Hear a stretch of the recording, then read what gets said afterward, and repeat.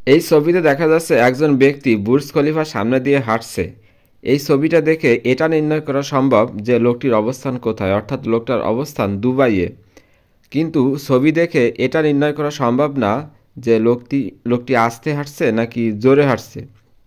অর্থাৎ লোকটার বেগ নির্ণয় করা সম্ভব না। আর বেগ যদি নির্ণয় করা না যায় তাহলে ভরবেগও নির্ণয় করা সম্ভব না। তাহলে আমরা দেখলাম ছবি দেখে একজন ব্যক্তির অবস্থান নির্ণয় করা যায় কিন্তু বেগ বা ভরবেগ নির্ণয় করা যায় না। আর এটাই হলো হাইজেনবার্গের অনিশ্চয়তা নীতি।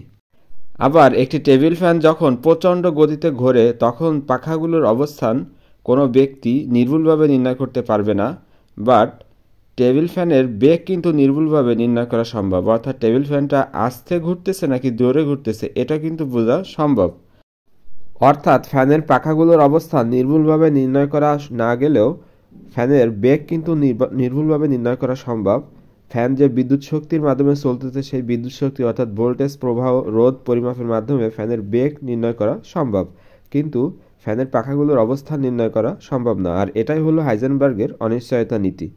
অর্থাৎ যখন কোনো কিছুর অবস্থান, কোনো কণা বা ইলেকট্রনের অবস্থান নির্ভুলভাবে নির্ণয় করা যায় তখন তার ভরবেগ নির্ণয় করা যায় না। আবার যখন ভরবেগ নির্ভুলভাবে নির্ণয় করা যায় তখন তার অবস্থান নির্ণয় করা যায় না। অর্থাৎ যে কোনো একটা নির্ভুলভাবে নির্ণয় করা সম্ভব, দুটোই একসাথে নির্ভুলভাবে নির্ণয় করা সম্ভব না। আর এটাই হলো হাইজেনবার্গের অনিশ্চয়তা নীতি।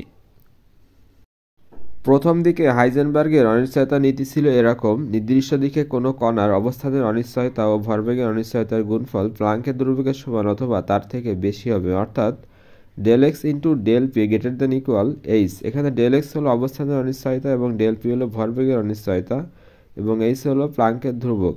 তো এখান থেকে লেখা হয় del x greater than equal h by del P.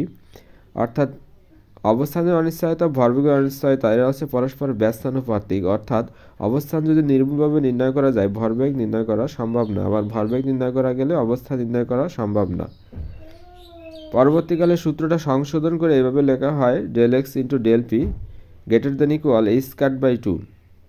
এখানে এইচ স্কয়ারটা হলো হ্রাসকৃত প্লাঙ্কের ধ্রুবক এবং এইচ স্কয়ার সমান লেখা হয় এইচ বাই টু পাই।